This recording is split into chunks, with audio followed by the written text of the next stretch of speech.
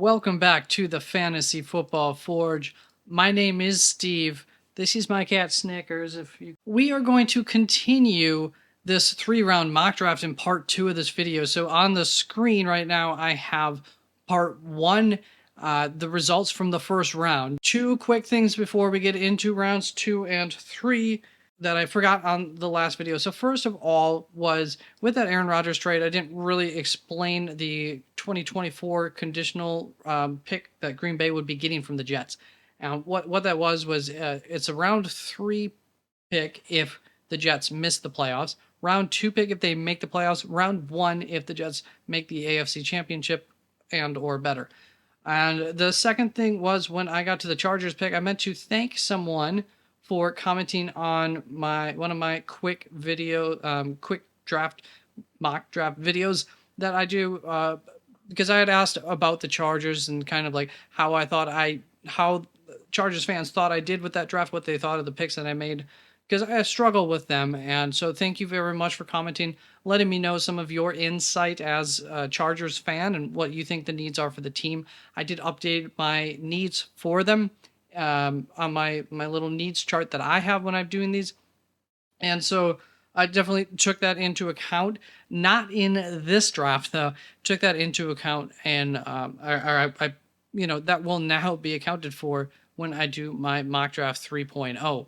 So with that, let's get on to this draft. Starting off with round 2, pick 1, we have the Pittsburgh Steelers on the board, and they're going to address a need of theirs here at cornerback and take Cam Smith. He's fluid, he's instinctual, and he plays man coverage physically. He's definitely a good fit for Pitt, and he is the next man up on my cornerback big board. There's a lot to get through, but I want to cover it all, so I'm just going to kind of fly through this, speak pretty fastly, and read the little quips that I did as I justified my decision making and explained trades, etc. So yeah, that's just kind of how this will go, flowing through this.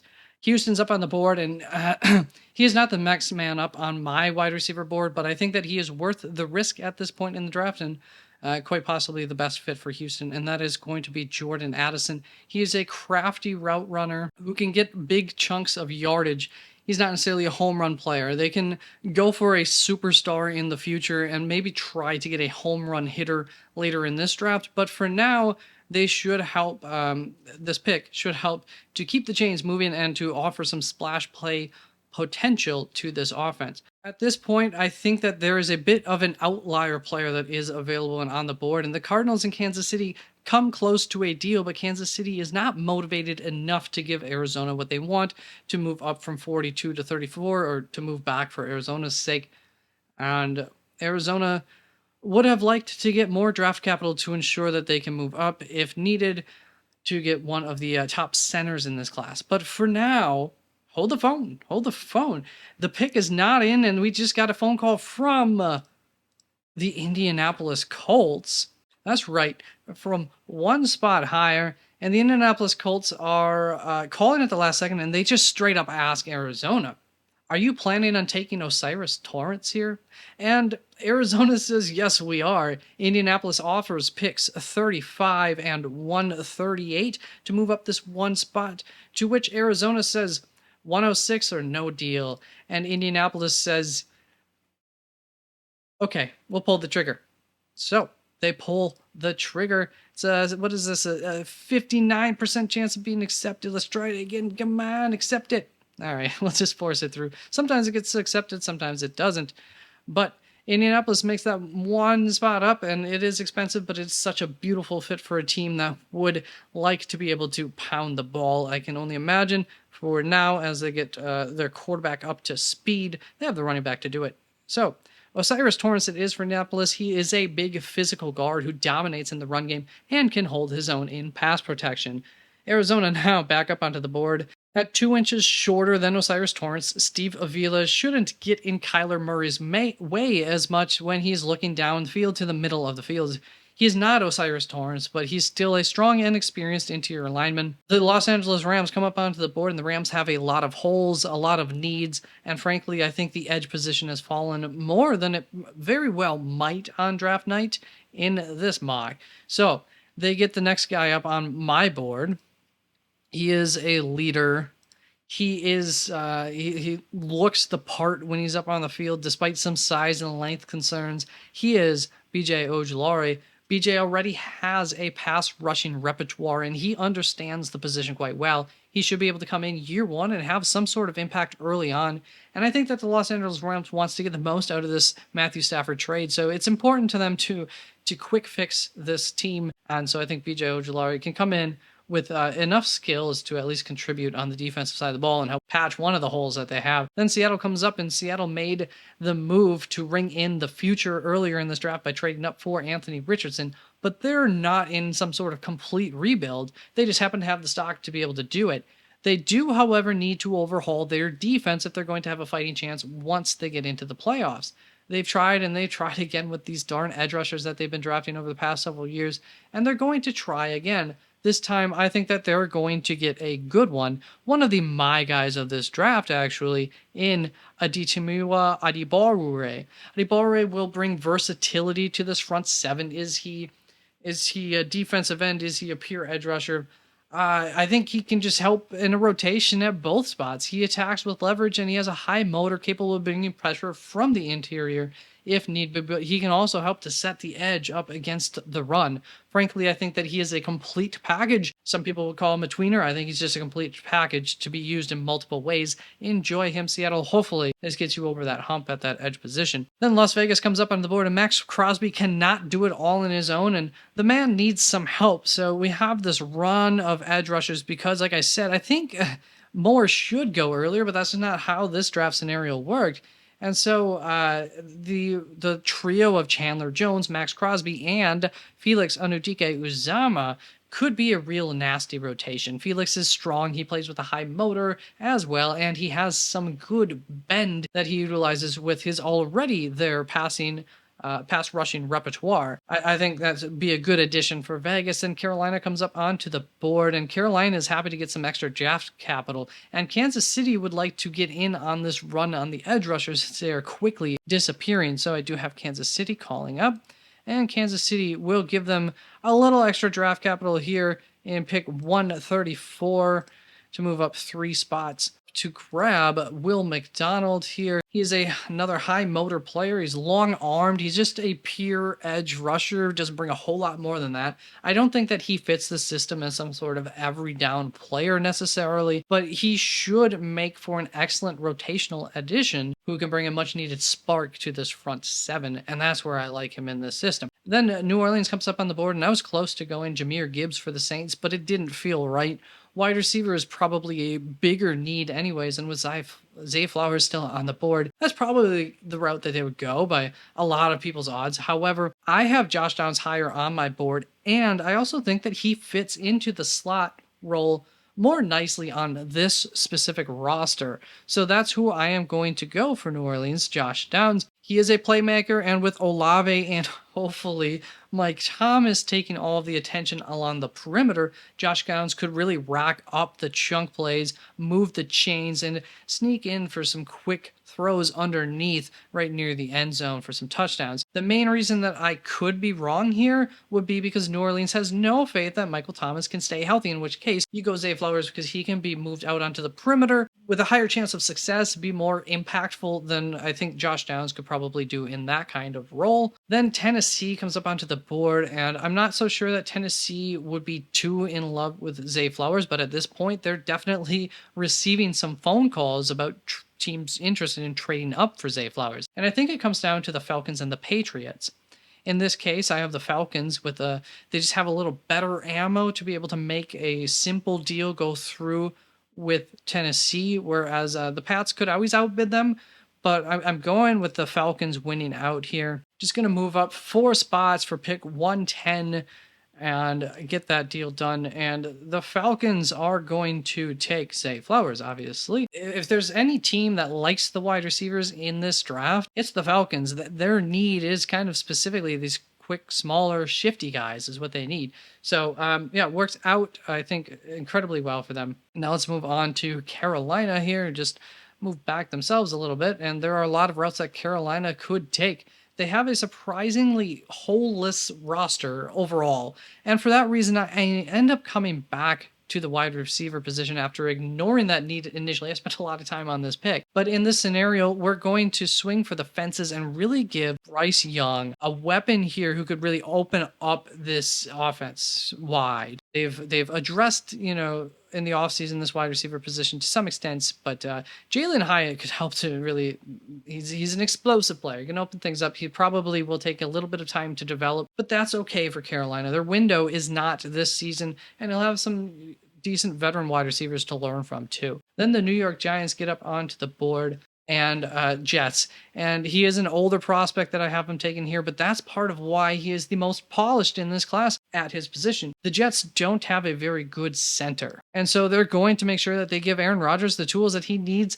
to succeed by giving him John Michael Schmitz. He is just this prototypical meat and potatoes type dude there in the center who processes things well, and he has good football IQ and he has good experience on the field. So I think that he'll be able to get up to speed quickly at the next level for the Jets and be impactful year one. And then Tennessee comes up onto the board, and Chigozie Okonkwo was my single favorite tight end of the 2022 draft, but he should not be held down by having to do the duties of this traditional inline tight end role. He needs to be able to be moving around and be a weapon for the defense to worry about from multiple areas of the field. You never know where he's coming at you from. And so by going tight end, by going Luke Musgrave, they get a guy who can come in and take over some of those inline duties while also offering some flexibility as a weapon in the passing game. He's a much more prototypical tight end, however. He can be your red zone threat, and he can attack down the seam.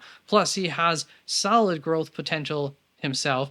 He hasn't hit his ceiling yet, and this would be a really complementary pair of tight ends in Tennessee, I think, to one another. Two tight ends on the field, you don't need more than two wide receivers. So the Titans are fine weapon-wise now. Don't worry, I still got you at wide receiver. Then Green Bay Packers come up onto the board, and I had Tui Tuipulotu and Keanu Benton as a dead-to-head heat here for what the Packers for their next pick. Tuli offers this edge versatility. He can play kind of on the end or at edge, whereas Keanu Benton can kind of play at the nose tackle, defensive tackle, or at the edge. So it's kind of a matter of big or bigger between these two. And the Packers could use that added versatility at the edge spot, I believe. So I'm going to have them going Tuli here. He could be a full part of this rotation, in my opinion. And between that, now they've got enough pieces that I think they would be fine along the front seven as long as Devontae Wyatt is there. And I was expecting him to be a slow developer based on some things that I heard about him. So I'm not too surprised that he didn't get on the field a whole lot last season. And then, of course, you've got Kingsley, I think it is, there as well at edge, who a lot of people thought would go higher. So I think they've got all the weapons that they need now up front to just have a full rotation there. Then New England comes up onto the board, and they get a versatile offensive lineman in Matthew Bergeron here.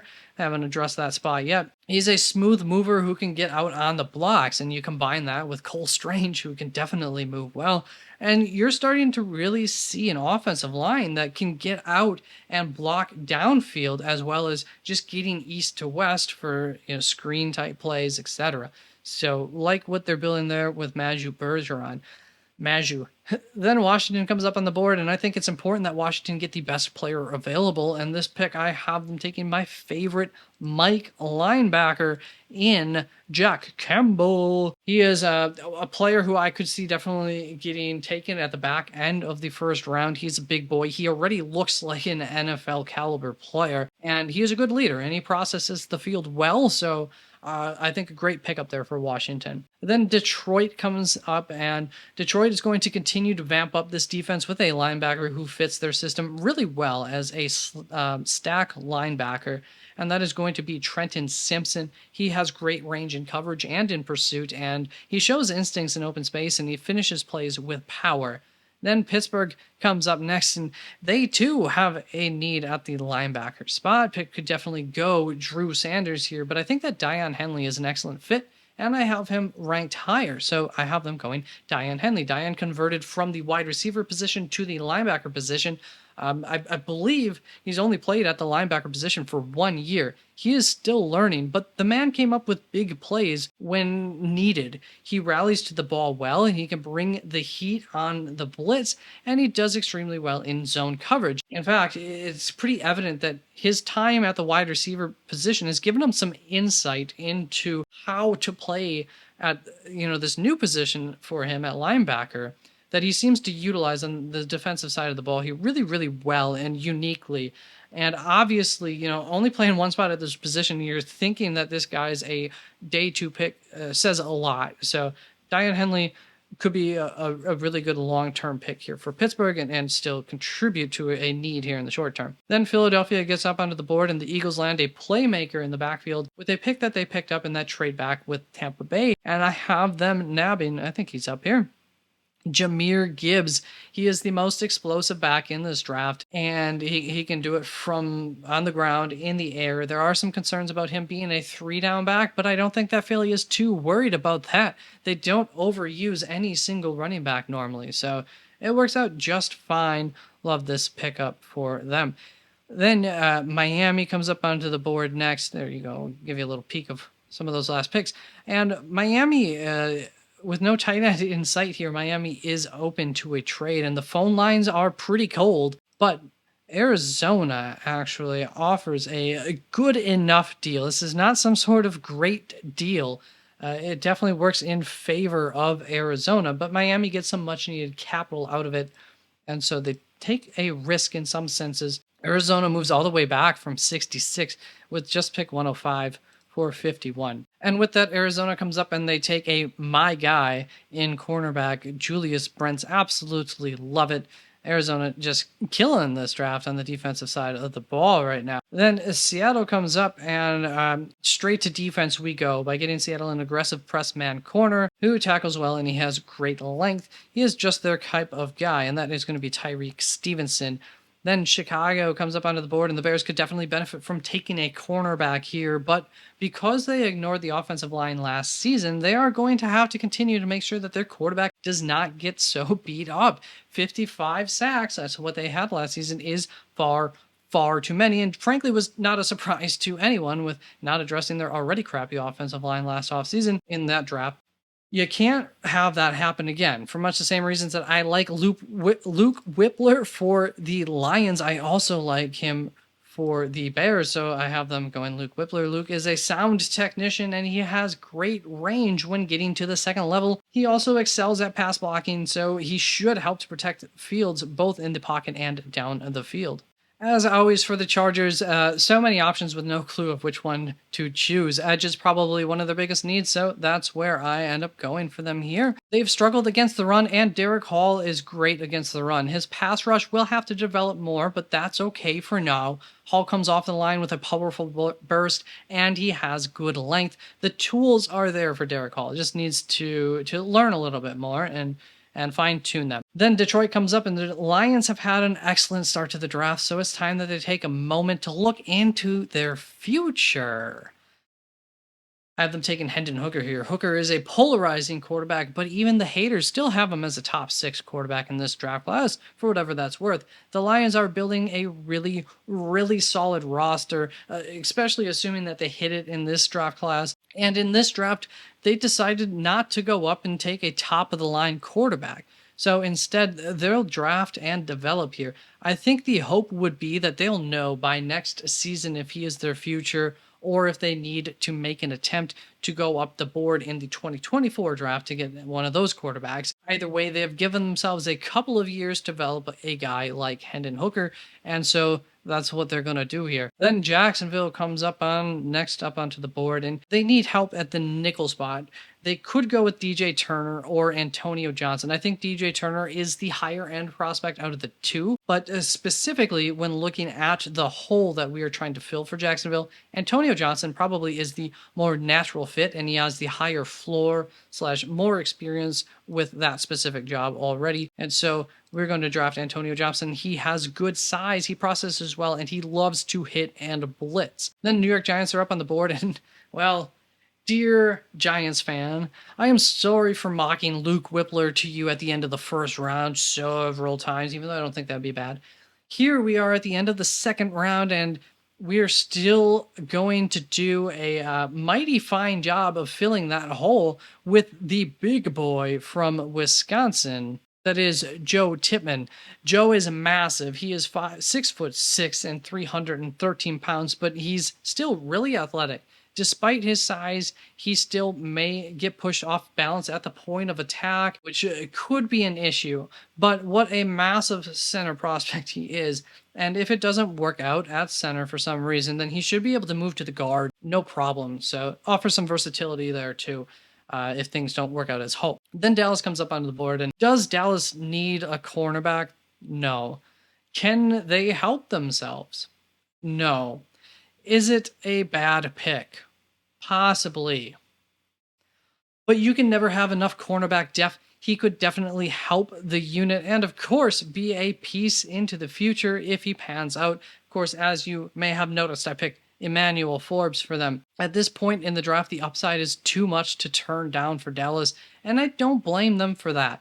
They don't have any large enough holes on this roster to condemn them if they were to make a choice such as Emmanuel Forbes, even if it's not the biggest need. Then Buffalo comes up onto the board, and out goes Edmonds, in comes Drew Sanders. He's up here, isn't he?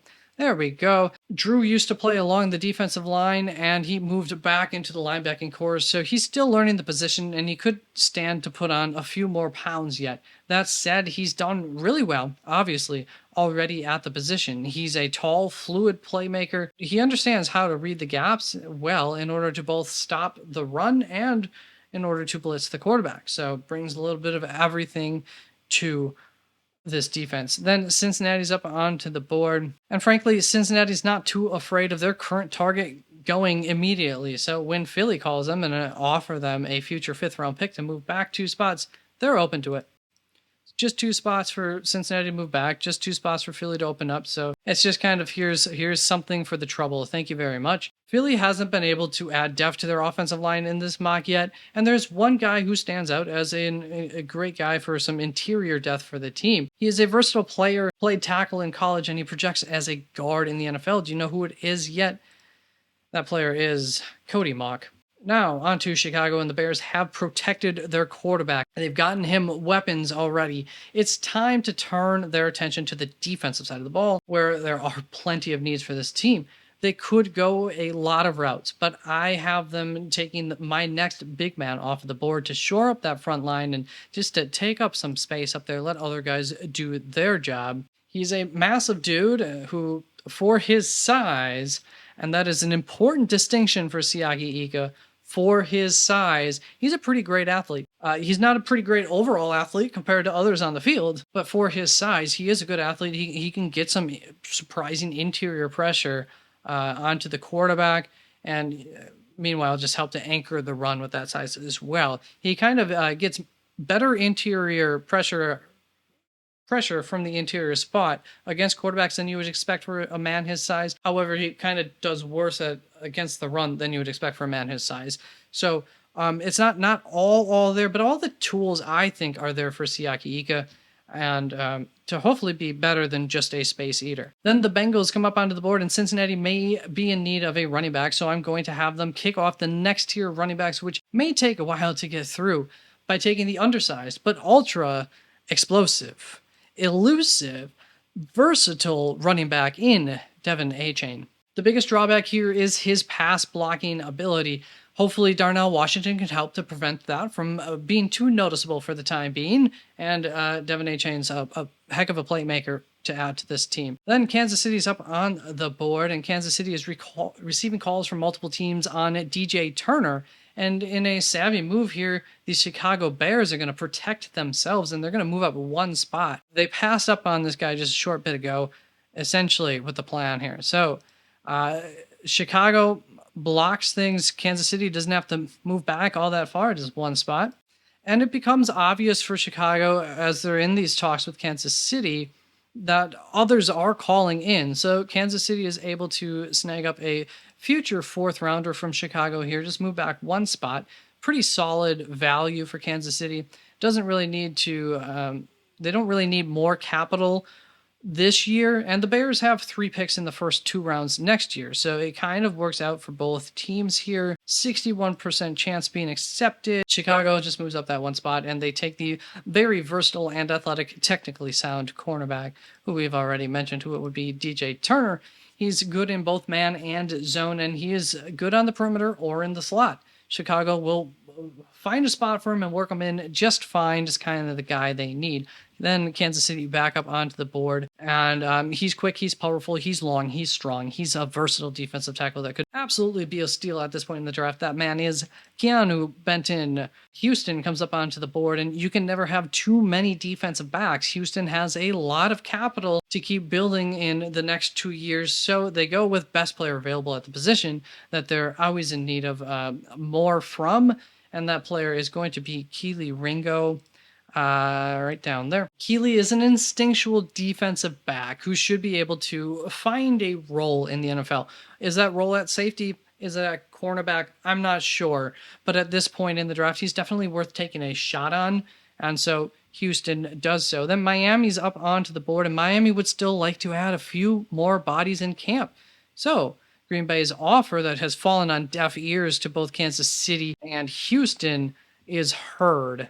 Green Bay gives up pick 112 and 78 to move up to 66 with Miami. Miami gets a little extra depth. I have tried placing Sidney Brown on several teams. He just kind of keeps being, what is it, the bride's maid, never the bride, however you want to put it. I just kept finding somebody else that was like, this makes more sense, or Sidney Brown's not exactly what they're looking for, type of deal. I'm going to do my best to get Sidney Brown onto a different team in my 3.0 mock draft, but goes to the Packers again here. Then Denver's up onto the board twice here, and Denver could use some help along that front 7, so I'm going to have them addressing that twice. First, starting off with getting an edge player, probably their biggest weakness, and they're going to go Isaiah Foskey. Isaiah is a high-character, explosive pass rusher who was dynamite on special teams in college, and he's also showed some grid leadership qualities. The next player they're going to take is going to be at linebacker. This is not the best linebacker draft class, and I wouldn't quite say that the player that I have them taking, Noah Sewell, is my guy, but there is something about him that I really, really do like quite a bit. He has a massive frame, and I don't mean that he's like tall and big. He's really stout. He's really well built. He plays with a high motor against both the pass and the run, and he brings some blitz ability to the table as well. He doesn't always look natural on the field. It's weird watching him play. He gets into places and he makes decisions that I think, although not conventional, often enough he ends up putting himself in a place to make a play. Lack of effort is not a phrase that you would use to describe Noah Sewell. And so there you go, Broncos. You get a high effort dude who's very interesting. I really like him. Then the Los Angeles Rams come up onto the board, and the Rams need a better offensive line. It's that simple, and they're going to do so by drafting, where I get Jalen Duncan here. He is a quick and agile blocker. He's a bit inconsistent, but there's enough to work with for him. He has the tools. He just needs some more coaching up, and a little bit of attitude wouldn't hurt. So somebody could just slap him across the face before the game or something that might help. Then Las Vegas comes up onto the board, and I had several targets in mind. I'm expecting at least one of them to make it to their next pick, and maybe even beyond for another pick. It won't hurt to bring a quarterback in. Now, who is it going to be? You never guess. So the quarterback, the Raiders have shown interest in this next man up on my board, and that is Aidan O'Connell. Maybe this is far too early for him. Maybe it's not. So Aidan O'Connell, it is for Las Vegas, and they'll get back to business. Just a little pit stop there to try and build a future, potentially. Then New Orleans is up on the board, and New Orleans is on the clock, and Kansas City comes in with an offer that they cannot refuse. It has to be an offer they cannot refuse. They're not really looking to move out. Look at that, Kansas City. And what is that offer? It's going to be a free third-round pick for them in the future to come up for pick 71. Kansas City has made a couple of savvy moves back and acquired a future second-round pick earlier. They acquired a future fourth-round pick. So it's their turn to be a bit reckless and overpaid to move up. The wide receiver run should be starting at any moment, and they have a target that they want to make sure to get. It could be Cedric Tillman. It could be Marvin Mims. It could be Tank Dell. It could be any number of guys, but for me, it's Rashee Rice. I think that he could be an incredible fit in their offense, and if there is anyone who could get the most out of him, it's going to be Andy Reid and Patrick Mahomes. So bring him on into the fold, and now it's up to the Tennessee Titans to pick, and Tennessee needs to rebuild its trenches on both sides of the ball, and so they're going to go look at the edge here, and an older prospect here in Keon White, but he is versatile, and he's a bit of a freak athlete. He just needs some coaching up. Tennessee, I think, would be a good fit for him. Then Houston comes up onto the board, and Houston gets a solid enough offer here in a pick swap from the team that just drafted a player in the Tennessee Titans. They're just going to have to move back 3 spots here, and in order to move up 40 spots from their 6th round pick into the 5th round, getting pick 147 for pick 188, so 41 spots. And that will work for both sides here. And Tennessee is going to come up. I told you not to worry, Tennessee. I was still going to get you a weapon at wide receiver. Now, Tank Dell brings the spice that the Titans offense needs. They need someone to help stretch the field and open things up underneath. I don't know that he is everything that the Titans want in a wide receiver, but he is what they need. And so that is why I have them drafting him. Don't know if they will or not. Cleveland comes up, and out goes Greedy Williams. In comes Garrett Williams, cornerback. Garrett got injured last year, but he is a great physical cornerback that could definitely be a solid deal here later in the, where are we on? Mid-early 3rd round. Then the Falcons come up onto the board, and Atlanta gets a little more draft capital to work with here in a trade with the Los Angeles Rams, who want to secure a target of their own. Another short little, jump up here, but it works for Atlanta because they don't mind the extra capital. As you can see, and Los Angeles Rams have some capital to work with down the stretch. So, works for everybody. Los Angeles Rams, their target safety, Jordan Battle. He is a fluid and physical strong safety, and he has a high game IQ. Like the matchup. Good fit for them. Then Houston comes up onto the board, and unfortunately, let's just make this pick actually before I start talking about it. It's going to be Andrew Voorhees for Houston. Unfortunately, Andrew tore his ACL at the combine, so there is a decent chance that he falls further than this in the draft. Very possible.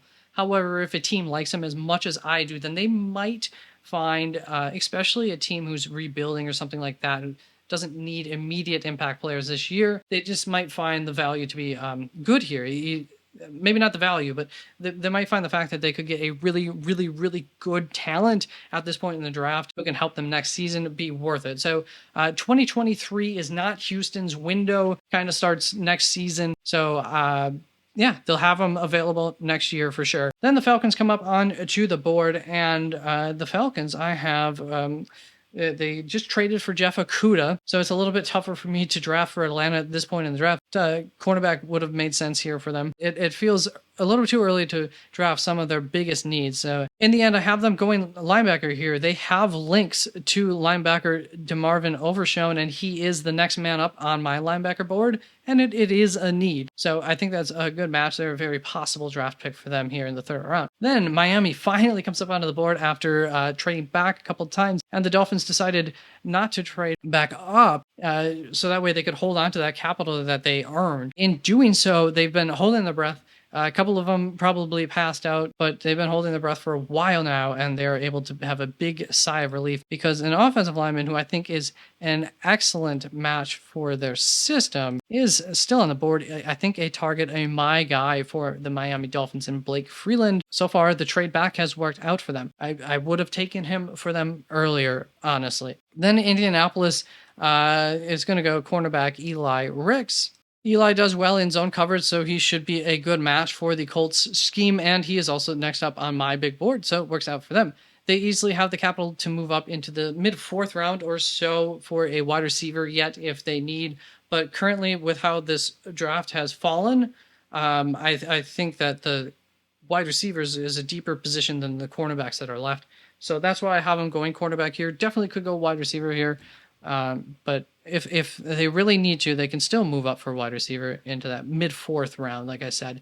is about where the capital that they have should get them. Then, without having to go into future capital and give that up. Then Pittsburgh comes up onto the board, and I like Calvin Austin, but Marvin Mims here. Pittsburgh tends to just get these guys where we're kind of surprised that they're still on the board. I don't know that we would be shocked if Marvin Mims is still on the board, but some people would think that this is an absolute amazing pick. Some people think that he's like a first round potential. Like I said, I like Calvin Austin there, but Mims is close enough to best player available at this point anyways, and he could very well be better than Calvin Austin. Mims also brings a different skill set than Calvin Austin, and regardless, I think because of that this just helps to round out their wide receiver core all the more. So Marvin Mims, it is to Pittsburgh, going to continue their tradition of just getting these studs in the mid rounds or something like that. Detroit comes up and they're going to get one of my guys in this draft for sure, in Tre'Vius Martin.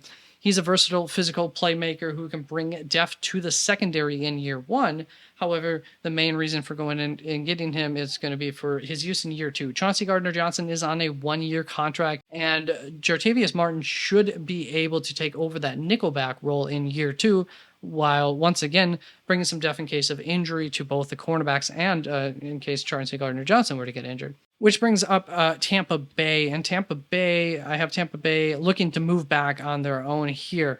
They'd like to turn one of their 5th or 6th rounders into something better. They're just not gung-ho about who I have them about to draft, nor are they too concerned that he's going to be gone over the next 10 picks. And so in Cincinnati, I have them finding a partner, because Cincinnati has not addressed their offensive line needs yet, and the end of an offensive line tier is still available on the board, but is the end of a tier. So I have Cincinnati doing a pick swap here, 82 for 91, and then Tampa Bay gets to turn 196 into pick 131. So it makes it worth their time there. Good trade. Value works out.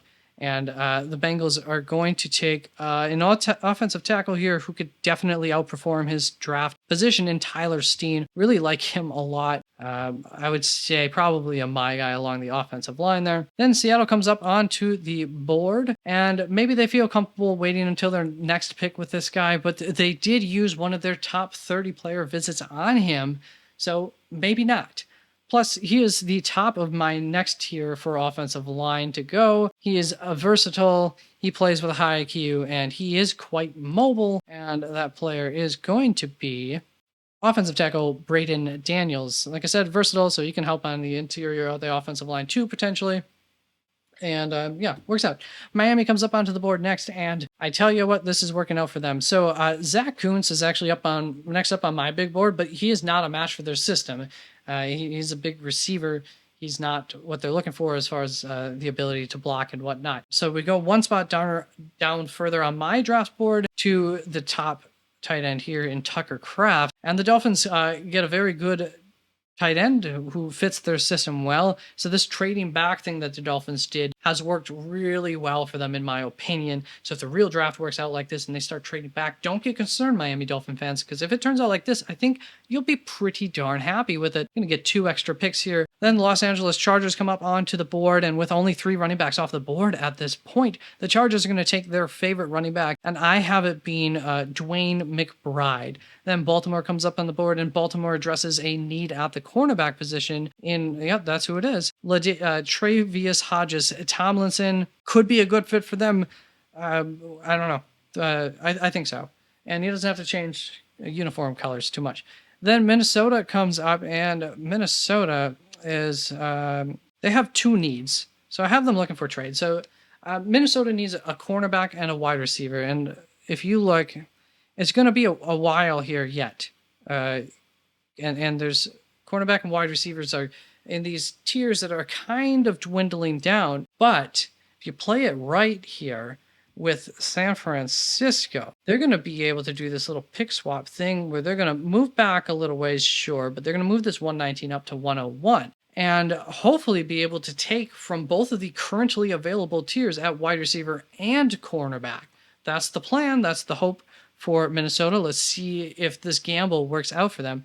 And San Francisco is going to come up, use a little bit of this late draft capital that they have to actually get a target of theirs. The reason that this guy is a target is because he's going to fill a specific need, and that is a need at the nickelback spot. So they're going to go and get their guy in Jalen Jones, who should be able to do just that before some other team were to come up and take him.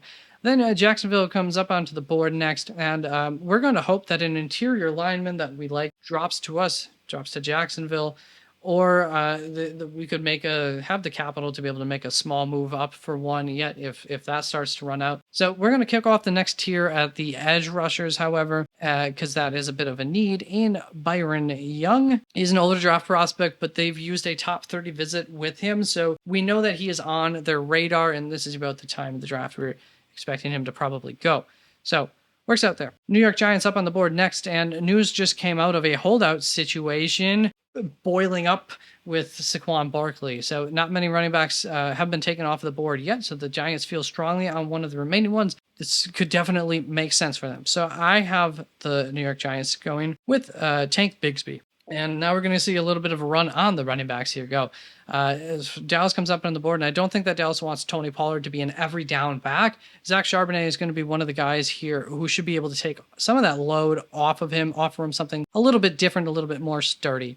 So Zach Charbonnet it is for Dallas. And then Buffalo comes up onto the board, and there are good options at both running back and wide receiver for Buffalo to choose from. I know that they have interest in Tyjae Spears, running back, so that is the route that I went because of that interest. Otherwise, probably would have gone, I was leaning wide receiver here, but looked up a couple of guys, and Tyjae Spears is a guy they're linked to, maybe a top 30 visit for them, I think, or they've just had a meeting with him at the draft, one or the other. Then Tampa Bay is up, and the plan for their going back worked for now, for their sake.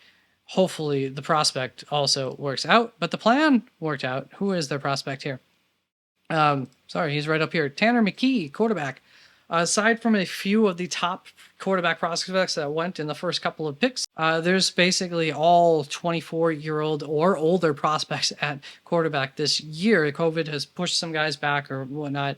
They're pretty much all older. And Tanner is still young, and they've bought themselves some time to develop a guy there in Tampa Bay. So I think it's worth the risk here to take Tanner McKee. I really don't love how the ball comes out of his hands, but he does have some things to like. Decision-making, things like that might work out just fine. And so hopefully you can fix some, I don't know, mechanics or whatnot with Tanner McKee to get him ready to be a starter in the future. Like I said, he's young enough to develop. They need time to turn over this roster yet. So I think it's worth a shot here at the later portion of the third round. Then Carolina comes up onto the board, and it may not be the biggest need for them, but he could be high enough on their board that they decide not to wait at this position. Kind of best player available thing here. And in Clark Phillips the third, they get a strong, fluid, instinctual, versatile cornerback. Then Philadelphia's on the board, and obviously Philly could decide that A.T. Perry or Cedric Tillman are just the guy that they want to add to this team. I don't know how good of a fit A.T. Perry is, and I think that Cedric Tillman definitely could work out, but I'm thinking that Philly wouldn't mind getting 2 more draft picks in this draft. You look at what they have left in the rest of the draft, and I think it makes enough sense for them to be open at least to a kind of trade like this. And Denver is in a win now window, and they were very active in free agency. So although they don't have a whole lot of draft picks either in this draft, ultimately with Philadelphia, I think they would have preferred to give up some of this future capital. As you can see, they have acquired some decent capital for 2024, but that's just not what Philadelphia wanted to do. So Denver has put themselves in a place that they can do this. Going to give up pick 108 and 139 for pick 94 there, and everybody's good to go. And one spot where there could be some issues that I don't think we talk about a whole lot for Denver. We don't really talk about them a whole lot in the draft season because they don't really have too many early picks. Is A.T. Perry. So I'm going to go that route. I don't know. Then New Orleans comes up onto the board next. Going to grab Zach Harrison. He should be a good fit on this roster. He is an outside to inside edge rusher, so he should be able to contribute year one as part of the rotation. He can come off the edge, can go move inside as a fit, and should be good. Then Seattle comes up onto the board again, and there's nothing wrong with having more weapons on an offense, so they are going to add another weapon onto this offense in Cedric Tillman, which brings Washington up onto the board. There's a hole at the tight end spot on this roster, and so they're going to go up and get a guy who is plenty big enough to fill that hole in Zach Kuntz. He is a mismatch weapon that you're going to be able to flex out. Not really a traditional inline tight end, not so great at blocking, but really, really good weapon for this offense to work with. Then Cleveland comes up onto the board, and Cleveland is in need of a safety. I know this is the same guy I gave you last time, but I really, really like him a lot, and I think that he's a good fit for this defense, and that's Jair Brown. Then the Minnesota Vikings come up onto the board, and the Vikings need speed in their secondary. Remember, they did that trade back before for cornerback and wide receiver to be able to get into both of the kind of next tier in both spots. And so far it's working really well because the perfect match for their defense is next up on my big board. And they're going to take Darius Rush here. He's a really, really speedy guy to do exactly help them out where they're needed there in the cornerback class. Las Vegas comes up onto the board and we have them going with Carter. Where are you? Carter Warren here. Carter Warren is an offensive lineman. Should be able to help out. I think brings a little bit of versatility since I call him an offensive lineman instead of an offensive tackle. Could be a steal here. There are some injury concerns, which is why you can get him at this point in the draft rather than earlier, potentially. But he could come in and be an impact player in year one. Minnesota comes up on the board and talk about a one-for-one replacement, quite potentially for Adam Thielen. And Xavier Hutchinson is who I have them taking. He is a pretty darn similar prospect to Adam Thielen. He's a good route runner. He has great body control. His hands are great, and he is a spunky player. He won't take the top off of defense, but that won't be asked of him anyways. That's not what they need him to do. I think that this trade back worked out really, really nicely for Minnesota here. If San Francisco is willing to do that in the real draft. Then San Francisco are going to come up and finish this mock draft for me. And there's an excellent fit in a position of need for them, potentially falling right into their laps. And that's going to be Wanya Morris. A lot of people think he could go higher than this. I think he could go higher than this. Could be an absolute steal at this point of the draft, and he'll bring some versatility to the offensive line. And he is a scheme fit for San Francisco. So what I will do, we are done with the draft. I will put the up on the, not on the screen, down in the description. I will have each team's draft haul from this mock draft, so you can kind of look by team and see what the overall big picture was. So I hope you enjoyed this mock draft. Hope you loved it or hated it. I hope you just had some fun watching it unroll. Ultimately, obviously, with every draft pick, we're going to get taken, we get further and further away from what the actual draft looks like. There's so many different routes that could happen in the actual draft. So once you go 3 rounds deep, you're already into shark territory. But the main idea, I think, when looking at these isn't necessarily always the player, but to pay attention to how the positional groups kind of ebb and flow throughout the draft, where teams might need to move up or where they might be able to be safe to move back in order to still get a guy in like the same tier at a position of need while acquiring more draft capital or giving up some draft capital in order to make sure that they get their guy. I think it should give you some insight into what to maybe look for your team to do and maybe not be upset by your team because, oh, look at the big picture, what they ended up getting. I think over the past weekend, I probably did my last quick mock draft because I don't want to just flood your feeds with stuff here, but I am going to start working on mock draft 3.0.